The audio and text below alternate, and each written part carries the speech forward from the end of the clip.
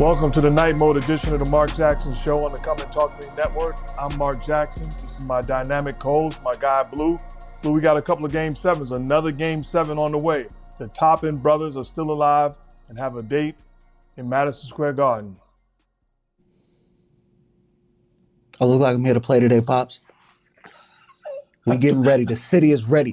The Garden is ready. If the Pacers think it's smoke in the Garden. Come to the city if y'all want to. We ready. It's not games, no jokes tonight. No Cancun. I thought it was Cancun tonight. We didn't get to see Cancun. So come play in the Garden, Pacers.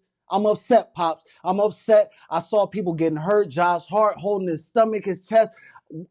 I don't know, Pops, but I know it's not going to be funny games. They doing a lot of smiling, high-fiving, dapping, and cheering in Indiana. Do that in the city. Come through. We ready, man. I'm with Spike. I heard Stephen A. going to be in the building. I'm not going to be there, but I'm going to be there in spirit. I'm going to be watching. I'm going to be yelling. I might get kicked out of my spot. I'm going to be yelling so loud. We got to get this win. We ready, Pop. I don't know about you. You've been saying the Pacers is going to win. We ready. I don't know if you with us. It's not too late to join us, but we going to the next round, and we coming for the Celtics. I'm not with any team. I told you that already. It doesn't matter to me. So it's going to be a great Game 7, Knicks and Pacers. Is that a Knicks jacket that you're wearing? Yes. Do it look like I'm playing? I told you. Hold on, let me. Yo. What are you talking about? What is going on, Pops? I'm not playing. It's not. As soon as that last buzzer rang, I saw Josh Hart limp off the floor. I blame that injury on Tibbs. He pushing them too hard. This dude probably popped a lung or something. He grabbing his stomach. Oh, he can't even breathe. I'm watching Brunson limp off, and they cheering. His family's high-fiving and laughing. Nah. We locked in. We might catch them at the airport. They better be careful. Are they finding the JFK or what?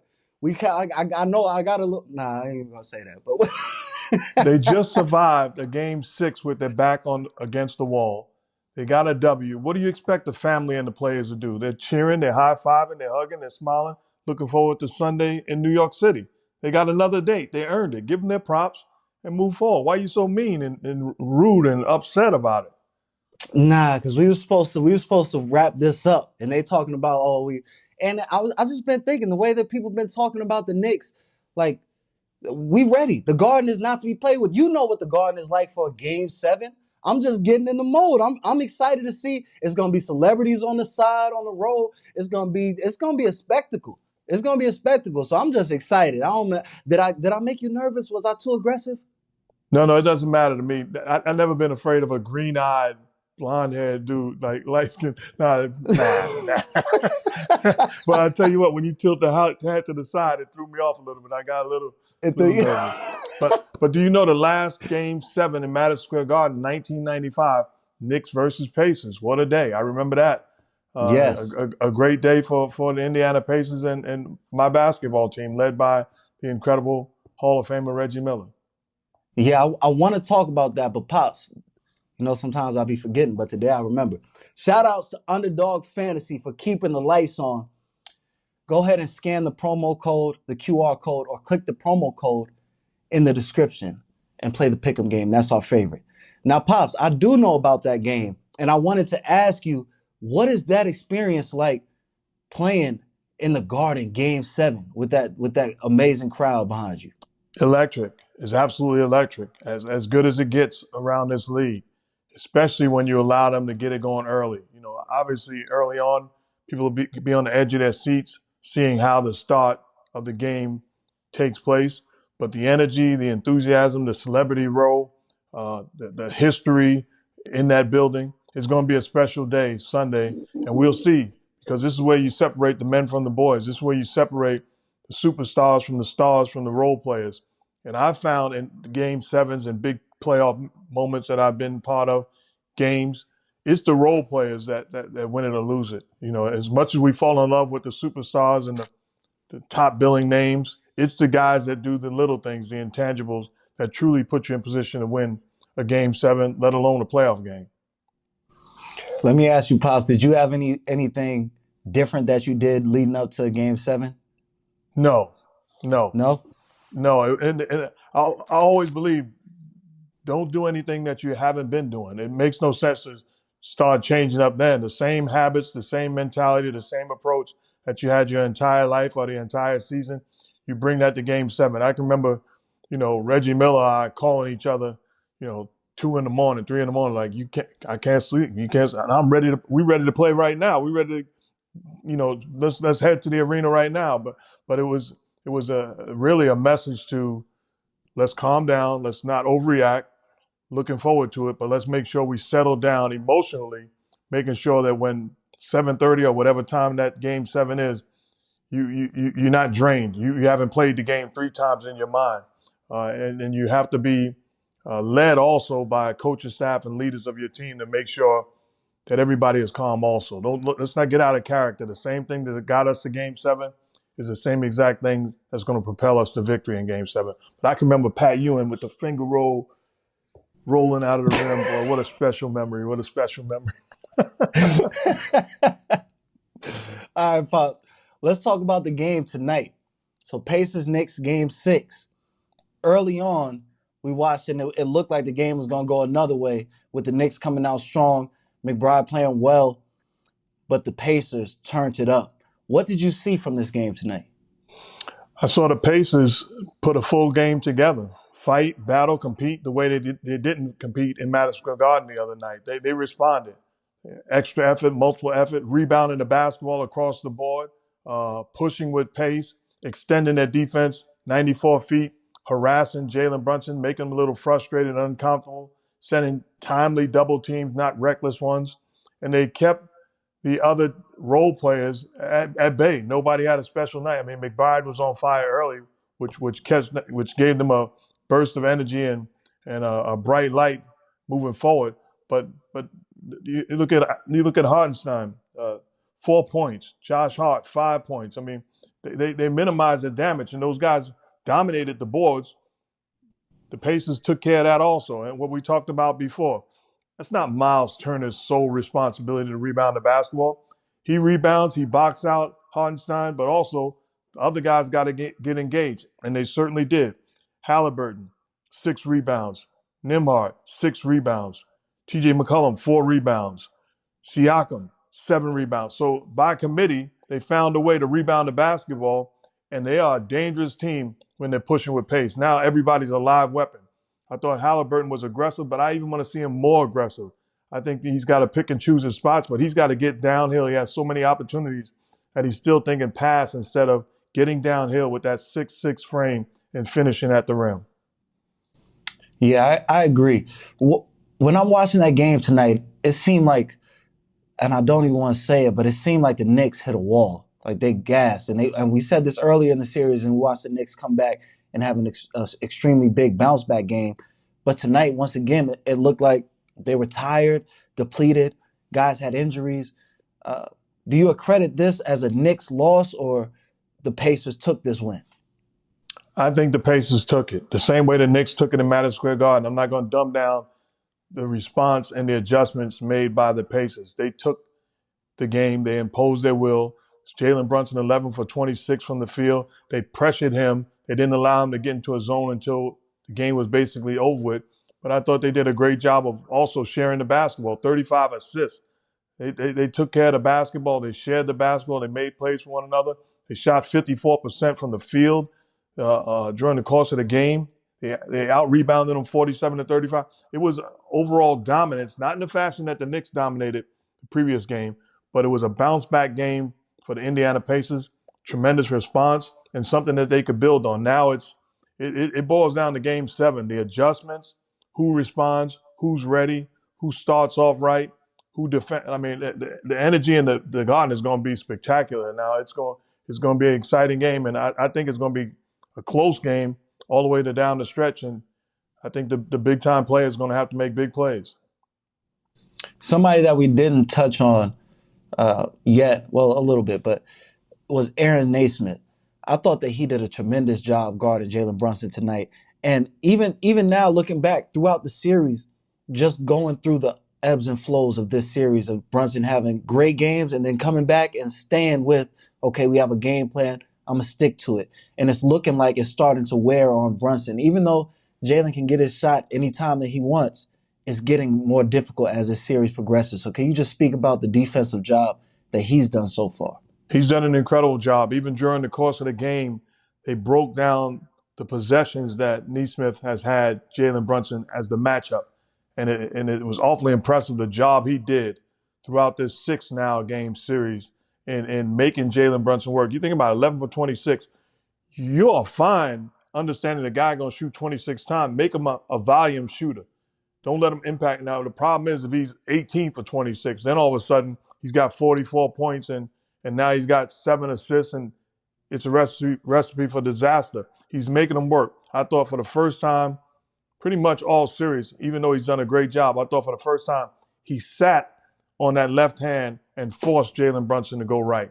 When he does that, you live with the results. Not saying that he can't score going right, but the preferred avenue for him to score is make him go right, sit on that left hand. I thought they did a great job of being in help position, staying there, getting back to your man, being able to do two things, multiple effort.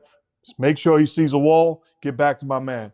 So it's not the primary guy defending, it's also the secondary and the helper situation. The Pacers were clicking on all cylinders defensively.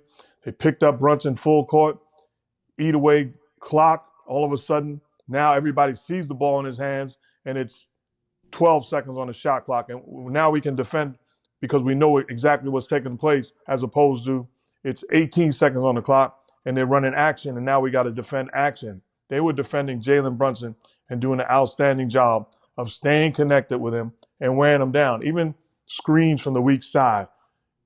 When they got a matchup advantage, they posted him. Even Isaiah Jackson, went to Brunson's body in the paint area for the finish. They're taxing his body and making sure that he feels their presence throughout the course of the game. Outstanding job. Let me know, Pops. How do the Knicks recover and bounce back for this Game 7? You don't panic. You realize what you did in Game 5, and you can duplicate that. They were on their heels. They got to respond. They got to pick up, extend the defense. Don't allow the Pacers to get going with pace offensively, pushing in transition. Get high percentage offense. Get other guys like DiVincenzo, Hart, McBride, Alec Burks, everybody clicking on all cylinders. Put Hartenstein in a situation where he's in the middle of the floor, backdoor passes, little teardrop floaters. We didn't see all those things that we saw in Game 5.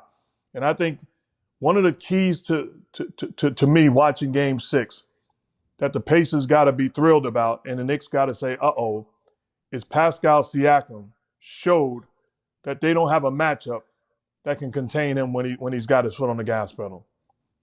Every guy that they have on the floor, not named Hartenstein, is too small for him. They're too small for him. So he can win the battle on his terms. 11 for 21 from the field. Got to his spot. They put him in the middle of the floor where he sees where the double team's coming. Won the matchup on his. It sets high screen and rolls. Switch. Okay, give me the basketball.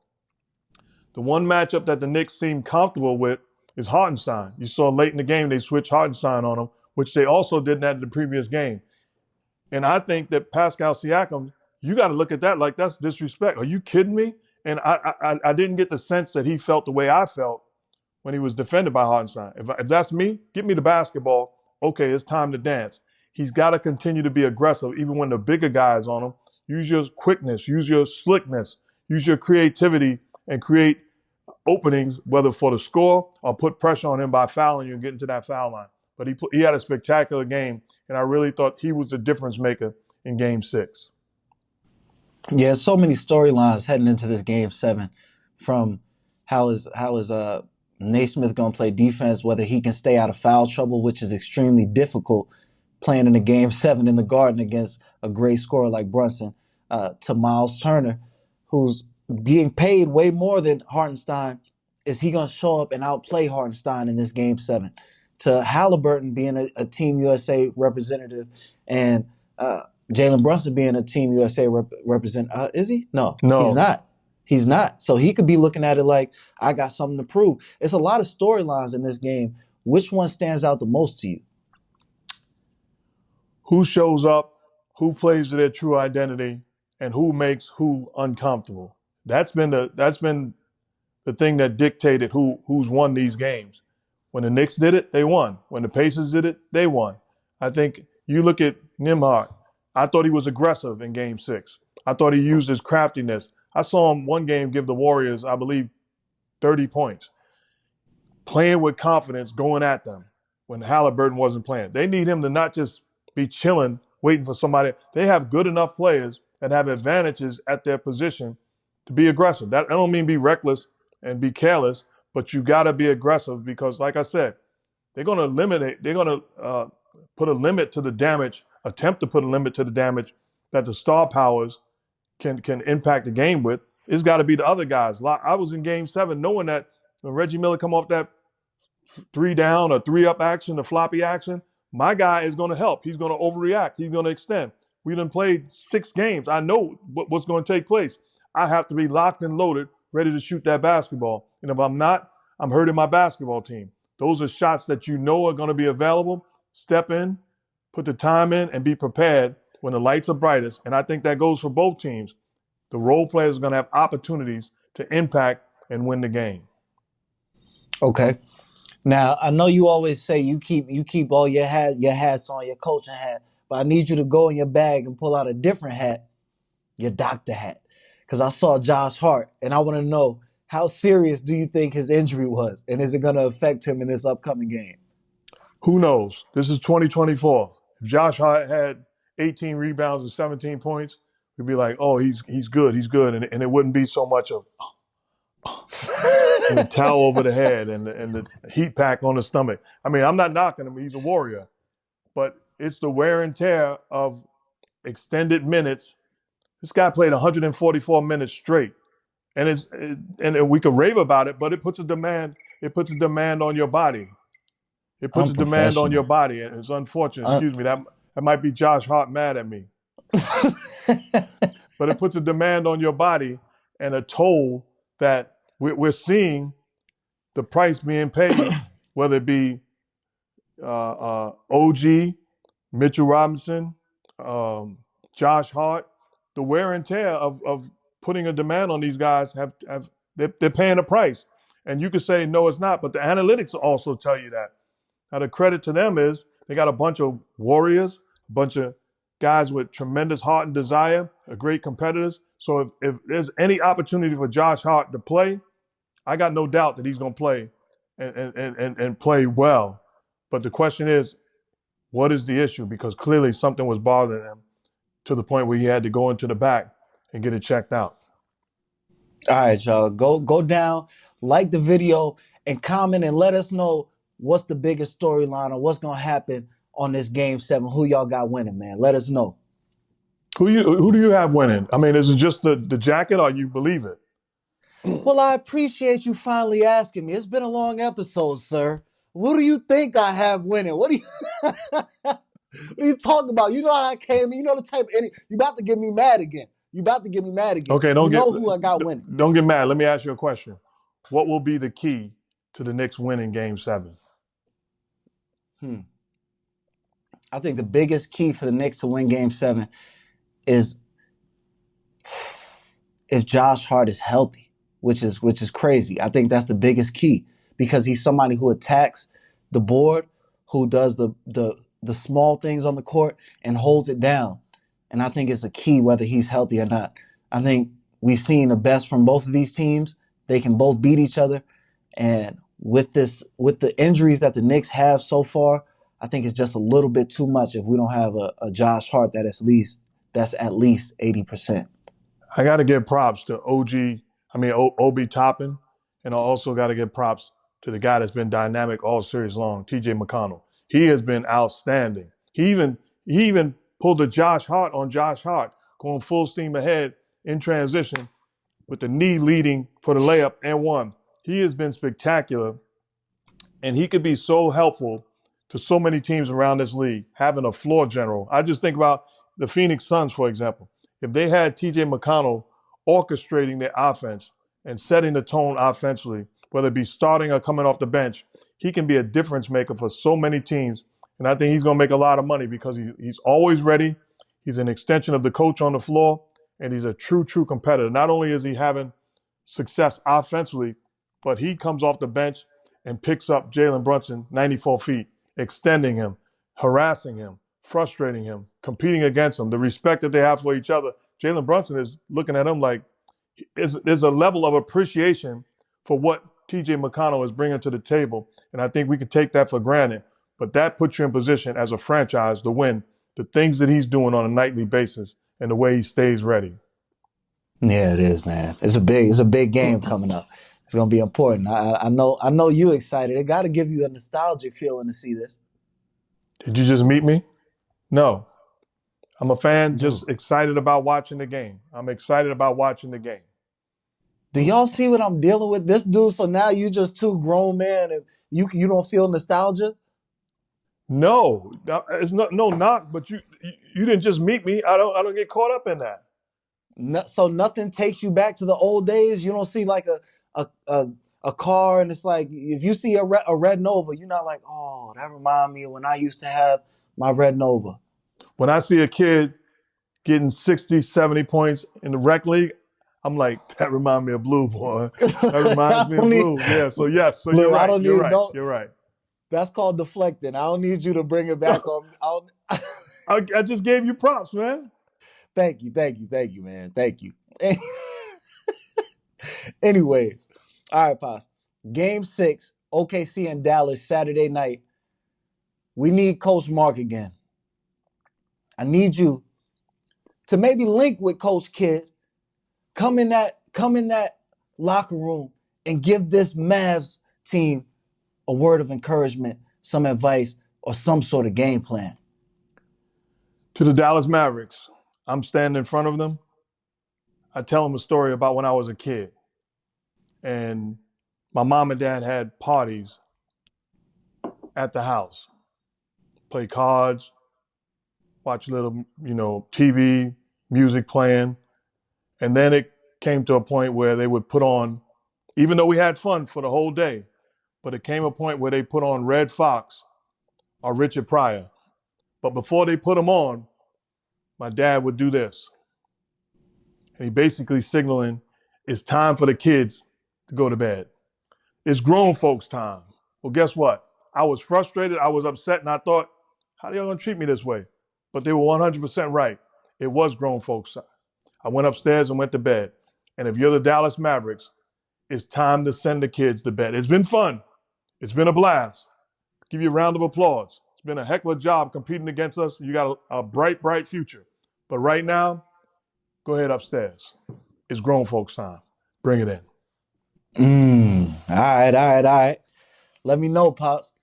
Who do you have winning this game? I think it's going to be a tough game, but I'm going with the Dallas Mavericks, understanding as an experienced veteran basketball team that you do not want to see a Game 7 against this Oklahoma City Thunder team. They are too talented, play with such an edge, and too explosive at times where it boils down to who's better in one game, and they could send you home. So if you get the opportunity to put them away, you got to put them away. I think we'll see great play from the role players. I think Luka will continue to be special. But this Thunder team has a lot of fight. So I wouldn't be surprised if it's close down the stretch. But I picked the Dallas Mavericks to win it. I'm sticking with them to end the series. All right. You said Pop-Up used to do this? Yeah, yes. Why you laughing? Yeah, yes. Why you laughing, man? Yeah, he used to, and you knew what it meant. Yeah. Well, I got to bring it in my bag. I'm going to thank you, Pop-Out, for that because I know what it means. This for the OKC Thunder. All aboard! All aboard!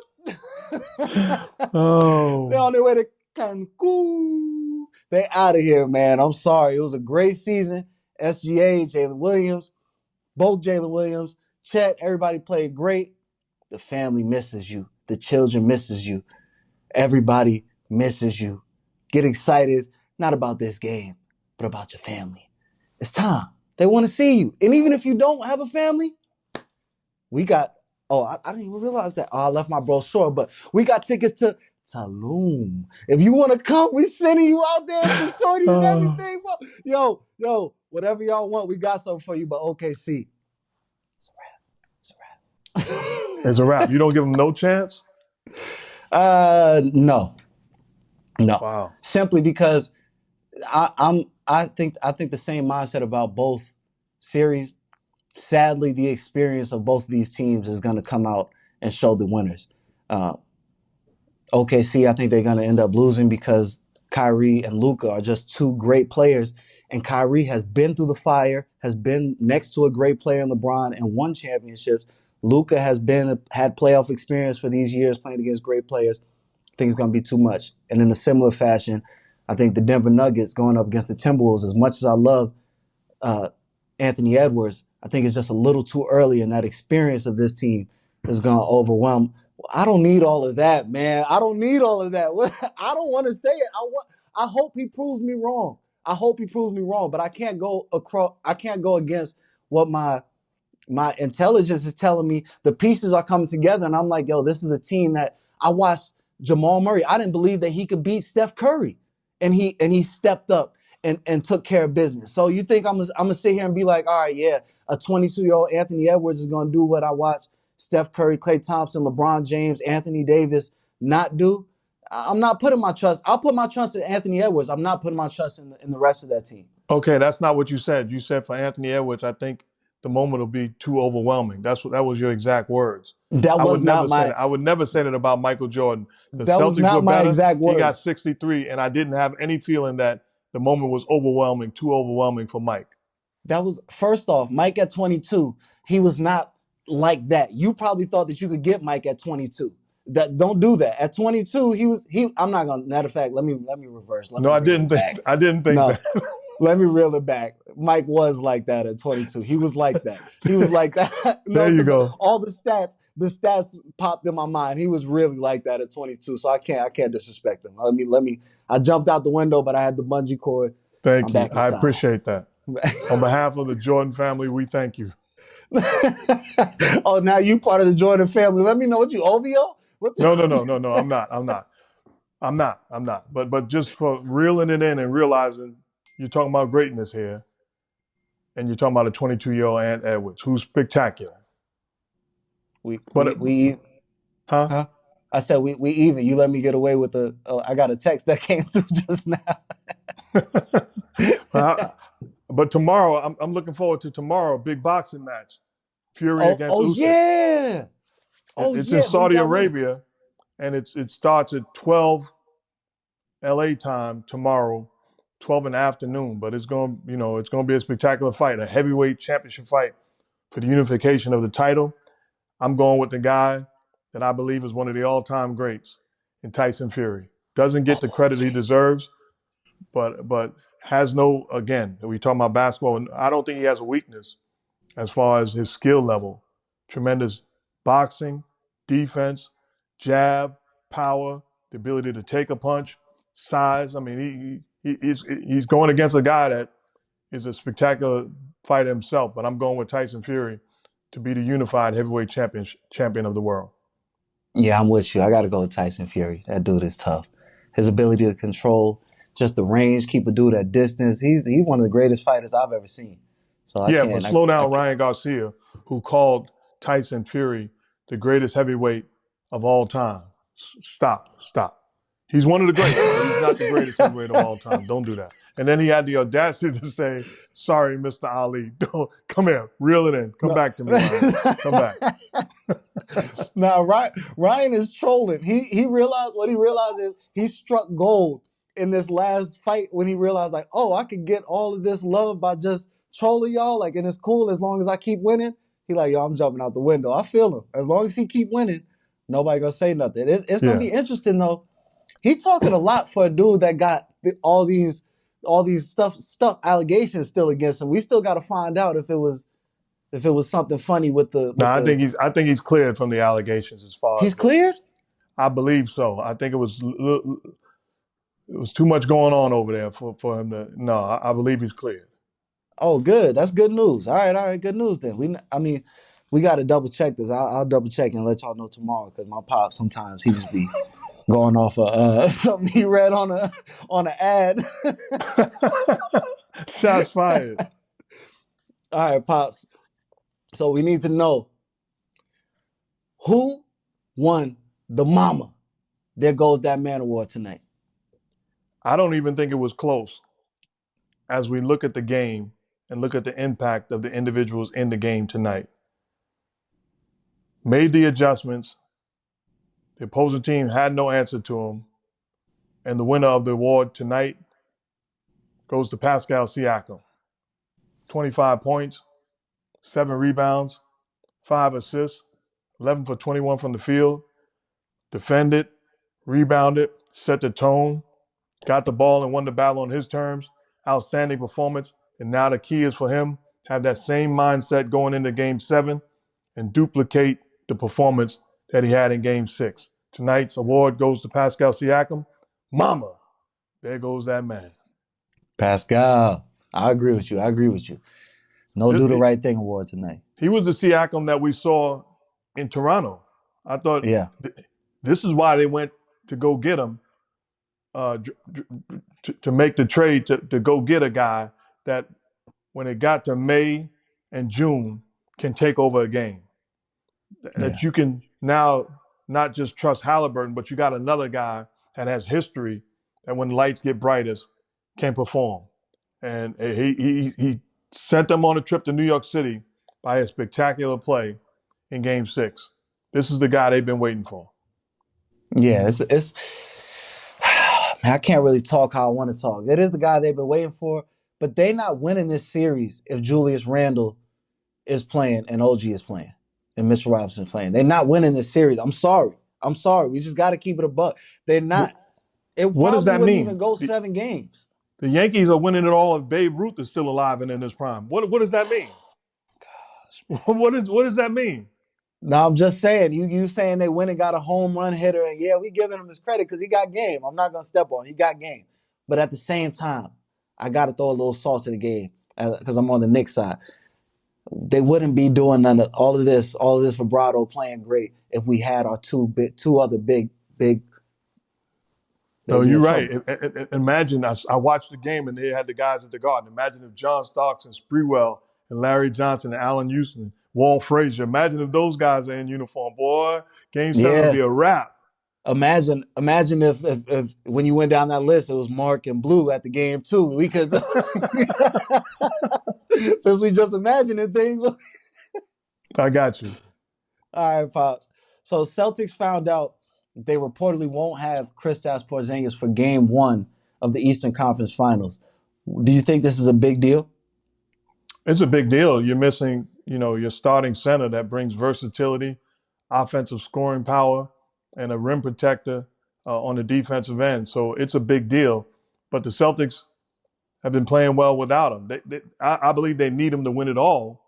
But the thing that they did was handle their business in a quick form and fashion that gives not only Porzingis a chance to recover, but it gives those guys that the demand on their body has been taxing, gives them a chance to rest and recoup. So I think they'll be fine. I believe they counted Porzingis out for Games 1 and 2 of the Eastern Conference Finals. The good news is it seems like he's going to be back. There will be a date where he's back in uniform. And watch out when he does come back, all the things he's able to do to complete them as a basketball team. But the insurance policy of Al Horford is extremely valuable. His ability to start, his ability to come off the bench and impact games, his high IQ, his great leadership, ability to defend with versatility, switch into pick and roll action, and also offensively his ability to shoot the long ball, which he got going early the last game. So they have time to get right, and the main thing is to make sure Porzingis is healthy and whole when he does get back. I think it's a big deal, but I think that they can get to the finals without Porzingis. Yeah, it's going to be interesting. I don't think it's that big of a deal because they, as you said, they have Al Horford, but it'll still be interesting to see how either of these, it really depends on which team comes out of this series. Because I think it's a bigger deal if you have to go up against Miles Turner. I think it's a bigger deal, but we'll see. It's to be seen. No, I agree. That you bring up a great point. If he's facing the Knicks, they can get away with going small across the board playing against the Knicks. I think the Pacers have great size and versatility, which makes it a little tougher if you just limit it to one big man. All right, Pops. Let's give a shout out to our sponsors, Underdog Fantasy. Go ahead and click the link in the description or scan the QR code. Play the pick'em game. That's our favorite. That's a wrap for this episode of the Mark Jackson Show, the Night Mode Edition. I'm Mark Jackson. That's my guy, Blue. We thank you for your love and support. Remember, be kind to people. Treat people nice. Don't walk around with an attitude. Don't be disrespectful. Don't let people get you off your game.